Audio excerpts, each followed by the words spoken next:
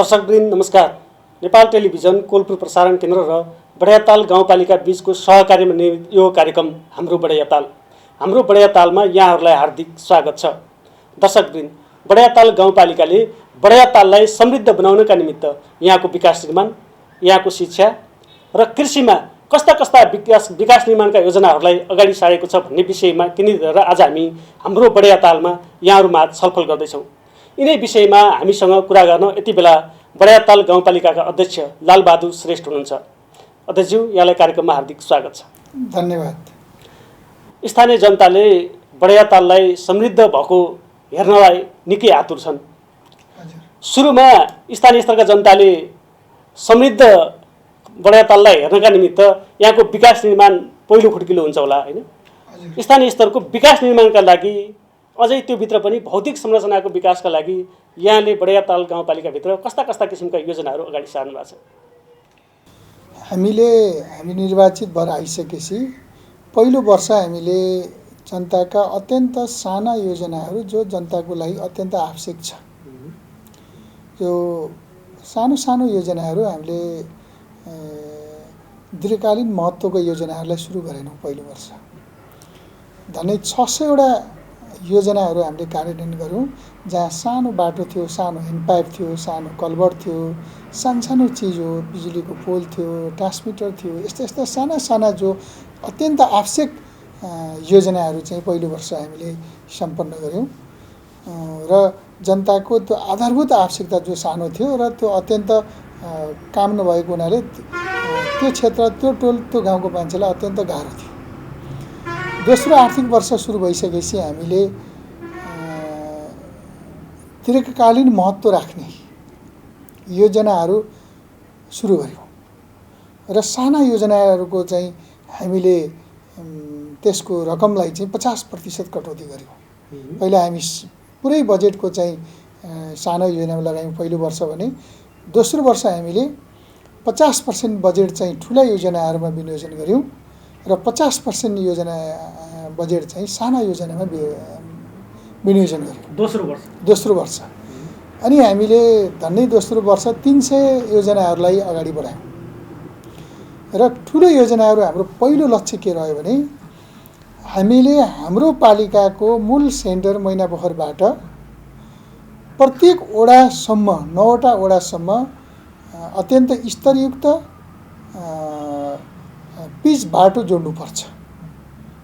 त्यसले हाम्रो वडा कार्यालयको जनतालाई हाम्रो सदरमुकामसम्म जोड्ने कुरासित त्यहाँ उत्पादन भएको कृषि लगायत कुराहरूलाई बजारीकरण गर्न सहयोग गर्ने कुरा, त्यो क्षेत्रको विकासको लागि पहिलो आधार बाटो हो र त्यो 9 वडा चाहिँ वडा कार्यालयको वडाहरूमा पुर्याउनुपर्छ भन्ने आधारमा हामीले झन्डै 43 करोडको चाहिँ टेन्डर हामीले त्यो दोस्रो वर्ष हामीले चाहिँ पिच सडकहरूको चाहिँ टेन्डर गऱ्यौँ। बहुवर्षीय टेन्डर गऱ्यौँ। सडक निर्माण मात्रै, सडकको मात्रै 43 करोडको हामीले टेन्डर गऱ्यौँ र हामीलाई सौभाग्य थियो त्यो टेन्डर अत्यन्त प्रतिस्पर्धा भएको हुनाले 43 करोडको टेन्डरमा झन्डै 14 करोड रुपियाँ चाहिँ हाम्रो चाहिँ घट्यो।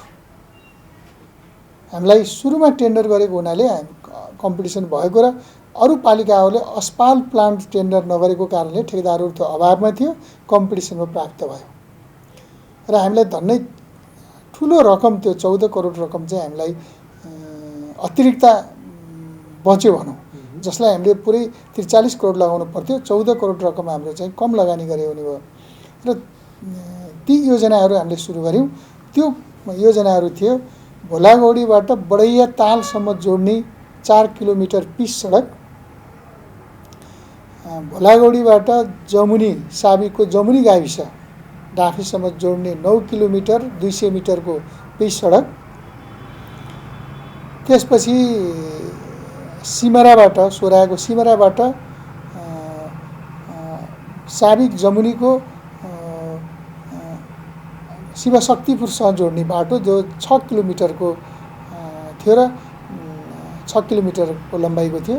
त्यसपछि कालिकाको 50बाट भारतको सिमाना बलेगाउँसम्म सिमानासम्म जोड्ने बाटो, त्यो झन्डै 3 किलोमिटरको थियो। त्यसपछि हाम्रो पञ्चबजारबाट जनता नगर जो वडा नम्बर 9 जोड्ने बाटो, त्यो बाटो झन्डै हाम्रो 4.5 किलोमिटर थियो।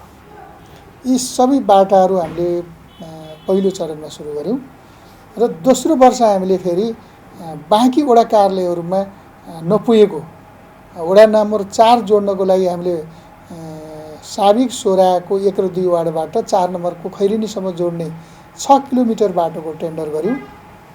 त्यसपछि हामीले जमुनीको सीतापुर चोकबाट शान्तिपुरसम्मको 5 किलोमिटर बाटोको थप टेन्डर गऱ्यौँ र यसरी हामीले यो टेन्डर गरेका मूल बाटाहरू सिद्धिँदा बडैया तालको अर्को बाटो हामीले प्रदेश र हाम्रो सहकार्यमा मैनापोखरबाट भन्सारसम्मको सडक, त्यो झन्डै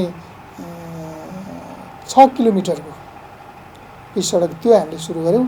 यसरी यो दीर्घकालीन योजनाको रूपमा यो योजनाहरू र बडैया ताललाई अब पर्यटकीय र सांस्कृतिक तालको रूपमा विकास गर्ने हिसाबले चाहिँ हामीले बडैया तालको गुरु योजनासहित त्यसलाई विशेष रकम विनियोजन गरेर सुरु गर्दै अगाडि बढायौँ र ती महत्त्वपूर्ण योजनाहरू अहिले कतिपय योजनाहरू सम्पन्न भए। अब कतिपय योजनाहरू यो आर्थिक वर्षमा हामी सम्पन्न गर्दैछौँ र अर्को आर्थिक वर्षमा हामीले गरेको प्रत्येक वडासम्मको पिच बाटो जोड्ने जुन योजना छ, मूलभूत योजना छ, त्यसलाई हामी अर्को आर्थिक वर्षमा सम्पन्न गर्छौँ। स्तरीय सडक बनाउने सवालमा निकै अग्रगतिमा अगाडि बढिराख्नु भएको छ बडैया ताल गाउँपालिका सिङ्गो टिम। यो भौतिक संरचनाको विकास भन्ने बित्तिकै त सडक मात्रै होइन होला, यसको फ्राकिलो छ, यसको होइन फर्मेट। यहाँभित्र हामीले हेऱ्यौँ भने अब अहिलेको पछिल्लो परिवेशलाई हेऱ्यौँ भने सबै स्थानीय तहहरूले आफ्ना कार्यालयहरू बनाउँदै गइरहेको अवस्था देखिन्छ। त्यसै गरी वडा कार्यालयहरूलाई अलिक व्यवस्थित गरेर भवन निर्माणको कुराहरू पनि छ। भवन निर्माणतर्फ बडैया ताल गाउँपालिका कसरी अगाडि बढिरहेको छ, कहाँ पुगिरहेको छ? हामीले 8वटा स्वास्थ्य कार्यालयहरू र स्वास्थ्य केन्द्रको भवनलाई हामीले निर्माण कार्यहरू धेरै सिद्धाइसक्यौँ र मलाई लाग्छ सबै स्वास्थ्य कार्यालयको भवन निर्माण गऱ्यौँ। वडा कार्यालयको भवन हामीले धेरै वडाको निर्माण गरिसक्यौँ र यो साल हामी बाँकी रहेको सम्पूर्ण वडाहरूको वडा कार्यालयको भवन सम्पन्न गर्छौँ। वडा कार्यालयहरूको 9वटै स्वास्थ्य कार्यालयको भवन हामी सम्पन्न गर्छौँ र गाउँपालिकाको प्रशासकीय भवन हामीले यो साल सुरु गरेर अर्को साल सम्पन्न गर्ने योजनामा छौँ र अब हामी तत्काल त्यसको टेन्डरको प्रक्रियामा छौँ। यसरी हामीले हाम्रो आफ्नो प्रशासनिक संरचनाको भवन हामीले हाम्रो कार्यकालभित्र सिद्ध्याउने, थप हामीले सुरुबाट सुरु गरेको विद्यालयहरूका भवनहरू अत्यन्त आधुनिक र व्यवस्थित बनाउने भौतिक निर्माणतर्फ। त्यसैले अहिले हामीले धेरै विद्यालयहरूमा सुरुबाट सुरु गरिरहेका छौँ जहाँ विद्यालयको भौतिक संरचना छैन, कम्पाउन्ड छैन, भवन छैन, कम्प्युटर छैन, अन्य शैक्षिक सामग्री छैन। ती सबै क्षेत्रलाई हामीले अगाडि बढाइरहेका छौँ र विद्यालय क्षेत्रको निर्माण पनि हामीले चाहिँ अगाडि बढाएका छौँ निर्माणको कुरामा।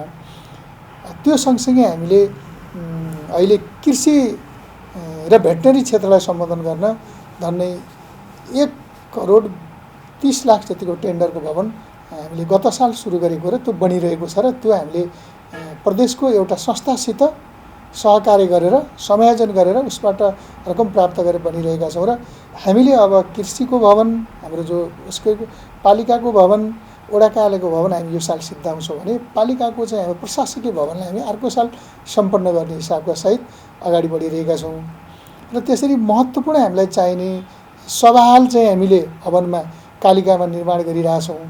हामीले गत वर्ष सुरु गरिरहेका थियौँ, त्यो अहिले पनि हामीसित निर्माणाधीन अवस्थामा छ र केही थोरै काम बाँकी रह्यो भने अर्को हुन्छ। त्यसको लगभग मूल भवन त बन्छ, तर त्यसको सिट प्लानिङदेखि अरू कुराहरूको अरू सिटहरूमा खर्च गर्ने विषयमा चाहिँ हामीले अर्को साल पनि जान सक्छ बजेटको कारणले। यसरी हामी शैक्षिक क्षेत्रका भवनहरू, वडा कार्यालयका भवनहरू, हाम्रो स्वास्थ्य कार्यालयका 9वटै स्वास्थ्य कार्यालयका भवनहरू र हाम्रो आफ्नो प्रशासकीय भवन, यी सबै भवनलाई चाहिँ हामीले अब हाम्रो आफ्नो कार्यकालमा सडकको मूलभूत महत्त्वपूर्ण ठाउँहरू जो विकासको आधारभूत निम्नतम संरचना, किन विकासको गर्नको लागि सबैभन्दा विद्युत हामीले दोस्रो साल हामीले विद्युतको चाहिँ प्रत्येक ठाउँमा विद्युतको विस्तार गऱ्यौँ। झन्डै 600 पोलहरूको व्यवस्था गरेर पोल तार तानेर नपुगेको ठाउँमा हामी आफैले विद्युत खरिद गरेर जडान गऱ्यौँ। पोल भएको ठाउँमा विद्युतको लाइन गऱ्यौँ।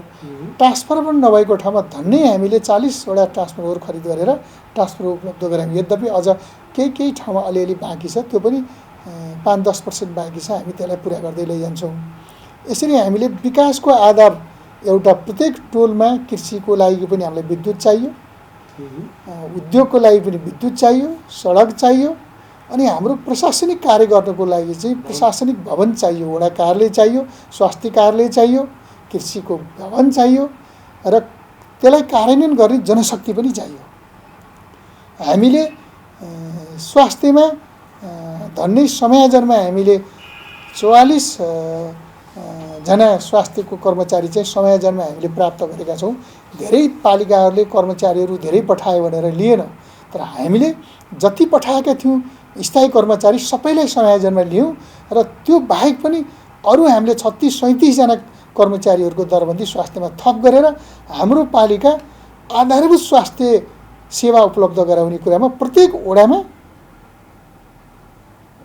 कर्मचारी स्वास्थ्य चाहिँ हाम्रो स्टाफ नर्स र एचए सहितको व्यवस्थापन छ र अब हामी प्रत्येक वार्डमा ल्याब सहितको हामी व्यवस्थापन गर्दैछौँ। यो साल सबै वार्डमा ल्याब सहितको व्यवस्थापन गरेर सम्पन्न गर्छौँ। त्यसैले प्रत्येक वार्डमा नपुग कर्मचारी अब हामी विज्ञापन गरेर एउटा स्वास्थ्य केन्द्रलाई चाहिने न्यूनतम हामीले 5-6वटा दरबन्दी भनेका छौँ। त्यो 6वटा दरबन्दी नपुगेको ठाउँमा हामी पुरा गरेर जान्छौँ। कृषिको क्षेत्रमा पनि हामीले प्रत्येक वार्डमा कृषिको र भेटनरीको कम्तीमा 51 जना कर्मचारी राख्ने योजना बनाएका छौँ एउटा वार्डको लागि।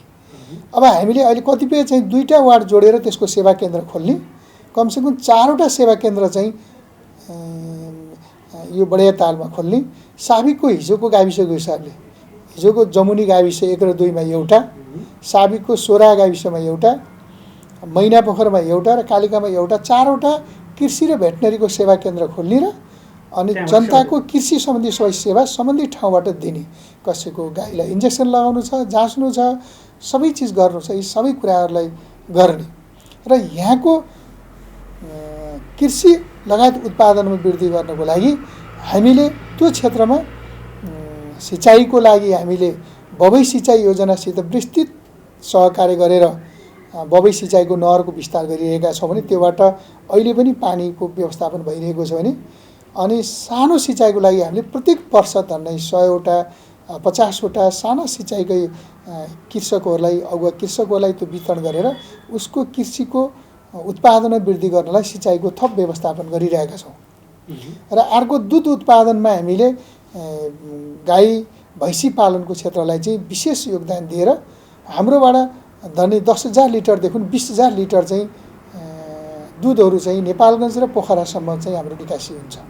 हामीले त्यो क्षेत्रलाई चाहिँ दुधको उत्पादनलाई वृद्धि गर्ने कुरा र उत्पादन सङ्गठित गर्ने सहकारीहरूलाई सहयोग गर्ने कुरामा गरिरहेछौँ र ती किसानहरूलाई चाहिँ हामीले त्यो व्यवसायलाई प्रबन्धन गर्न चाहिँ प्राविधिक सहयोग,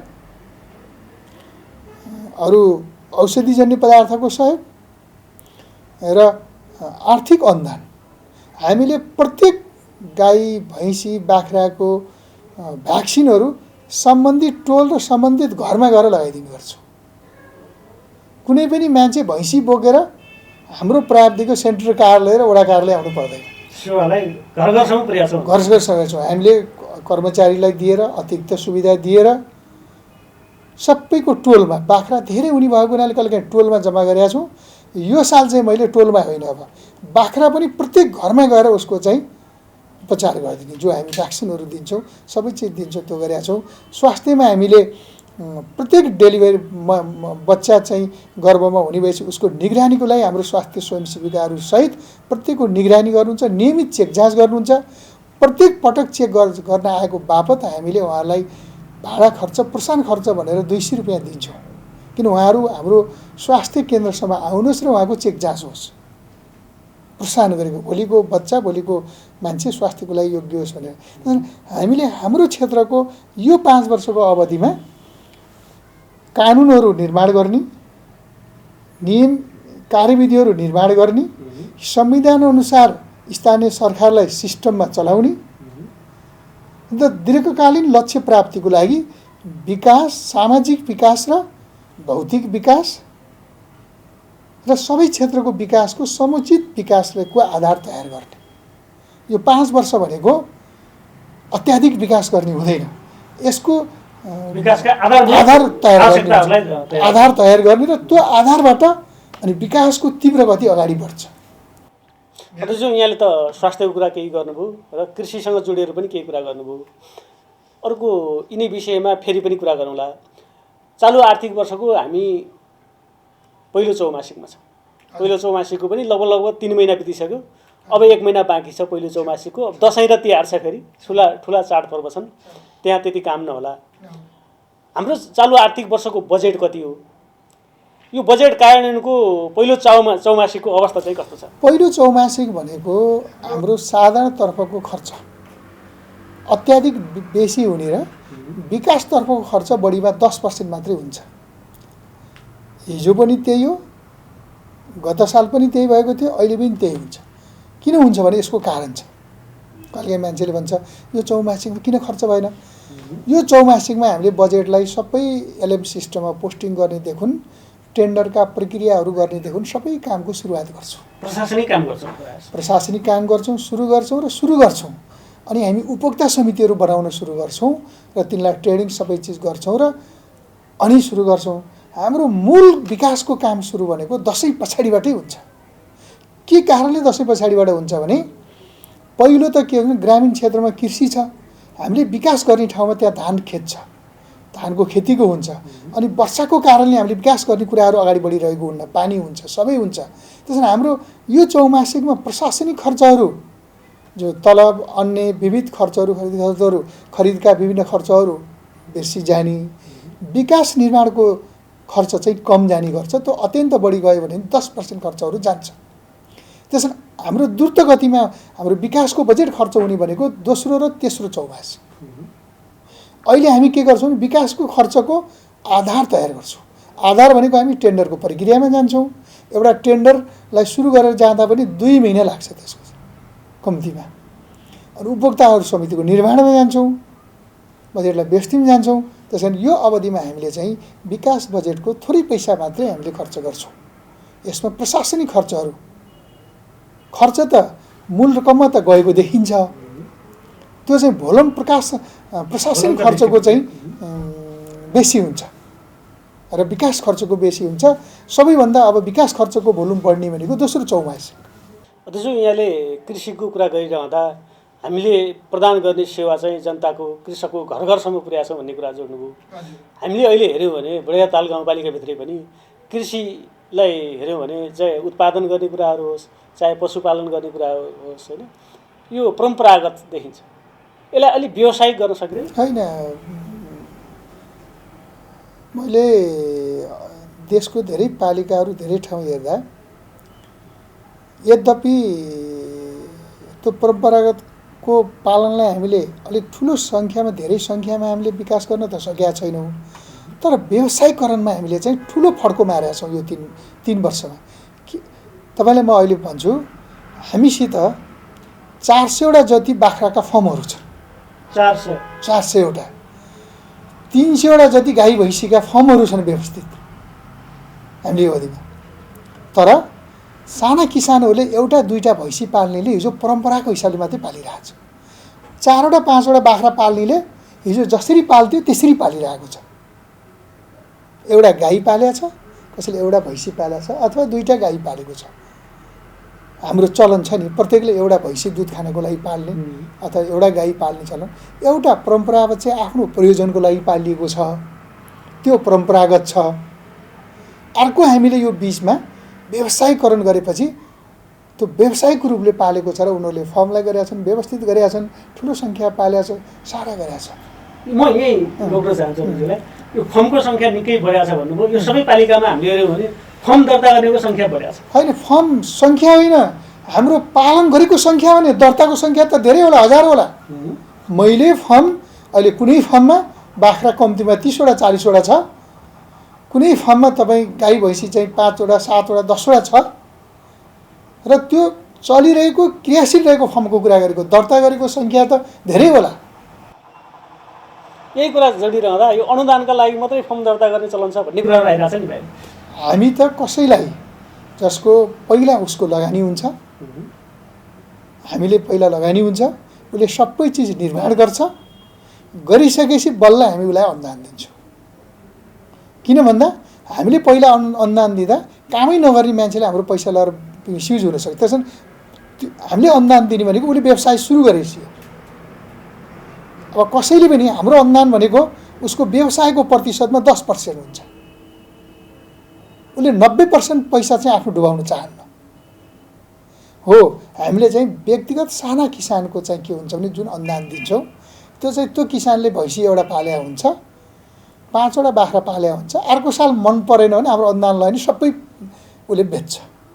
त्यो चाहिँ व्यक्तिगत सानो किसानहरूको हकमा त्यस्तो छ केही त्यो चाहिँ हामी दिन्छौँ। किनभने सानो मान्छेले विकास गरोस् भन्ने आधारमा दुई थरी अनुदानहरूको हामी डेभलप गरिरहेछौँ। एउटा ठुलो फर्महरूलाई दिने अनुदान, व्यावसायिक अनुदान, एउटा चाहिँ सामान्य किसानहरू सामान्य मान्छेहरूलाई दिने अनुदान। त्यो चाहिँ उनीहरूले दुईवटा एउटा बाख्रा छ भने 4 वटा बनाऊ, एउटा भैँसी छ भने एउटा भैँसीहरू थप। अहिले हामी यो साल 80 वटा गाईको चाहिँ अनुदान दिँदैछौँ। अब त्यसमा हामी दुईवटा विधि अपनाउँदैछौँ। एउटा चाहिँ गाई फर्म भएकाहरूलाई गाई थप्न लगाउने या भैँसी थप्न लगाउने, अर्को चाहिँ कत्ति नभएको मान्छेलाई किन्न लगाउने, कत्ति नभएको मान्छेलाई किन्न लगाउने। त्यसमा हाम्रो के छ भने एउटा राम्रो गाई किन्दा 50,000 रुपियाँ पर्छ, जसले दुध बेच्ने प्रयोजनका लागि जर्सी गाई किन्छ। हामीले 20,000 दिन्छौँ, 30,000 उसले लगानी गर्नुपर्छ। उसले 30,000 लगानी गरेर गाई गोठमा ल्याएपछि मात्र गाई हेरेर मात्रै हामी 20,000 दिन्छौँ, किन त्यसको दुरुपयोग नहोस् भनेर। अनि जो फर्ममा हामी दिन्छौँ उसित 6 वटा गाई छ भने ल मानौँ अब तपाईँ 4 वटा गाई थप्नुहोस् हामी गरेर, अनि थप गाईमा हामी त्यसलाई 5 वटा गाई थप्यो भने अथवा हामीले उसलाई 1 लाख अनुदान दिन्छौँ, एउटा गाईको 20 दिन्छौँ। उसले आफूले कति लगानी गर्छ त भन्दा 30 पंचे 150, उसले 1.5 लाख लगानी गर्छ, हामी 1 लाख 100 गर्छौँ थप्न। त्यसैले हामीले सानो व्यक्तिगत किसानहरूले लाने कुरामा कहिलेकाहीँ यो साल अनुदान लए 2 महिनापछि बाख्रा साख्रा बेचेको हुनसक्छ।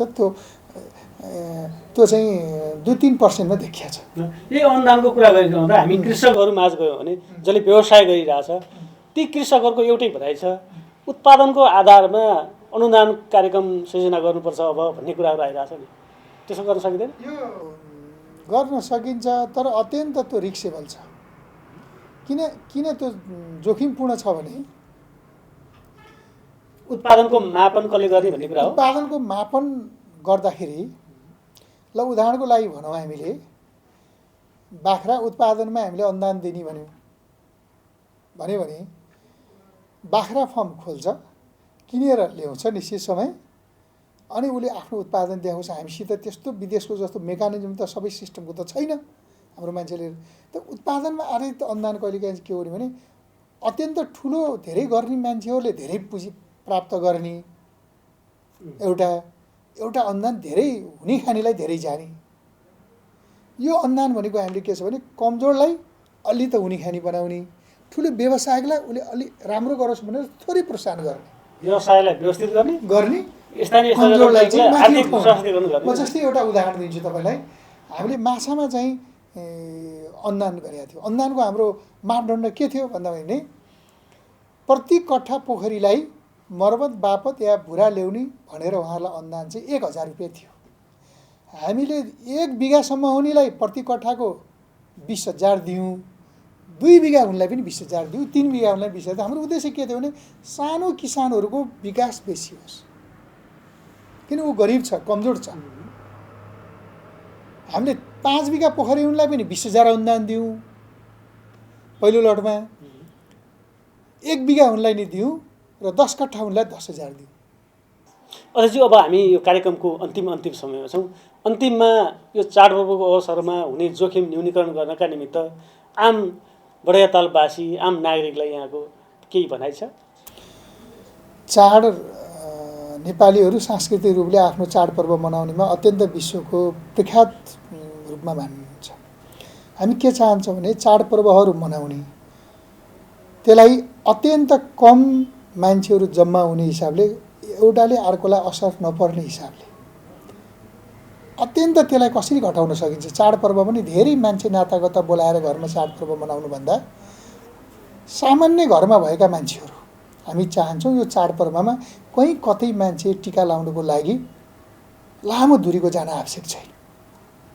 आफ्नो घरमा जो हुनुहुन्छ उहाँहरूले एक आपसमा सौहार्दपूर्णले टिका लगाउने, चाडपर्व मान्ने र स्वास्थ्य नेपाल सरकार, प्रदेश सरकार, स्थानीय सरकारले तोकेको मापदण्डलाई पालना गर्दै आफ्नो घर परिवार रहनसहनलाई, नाचगानलाई व्यवस्थित गर्ने र अन्यत्रबाट आफ्ना नातागोता कुनै मान्छेलाई पनि टाढाबाट टिका टालोको लागि आमन्त्रण गरेर प्रेरित नगर्ने, नआउनुहोस् यसपालि भनेर। त्यसैले जो जहाँ घरमा छौँ, घरमा भएका मान्छेमा सांस्कृतिक टिका लगाउँ, त्यसलाई पालन गरौँ। सडकमा बाटोमा भिड जम्मा गरेर सांस्कृतिक कार्यक्रमहरू नगरौँ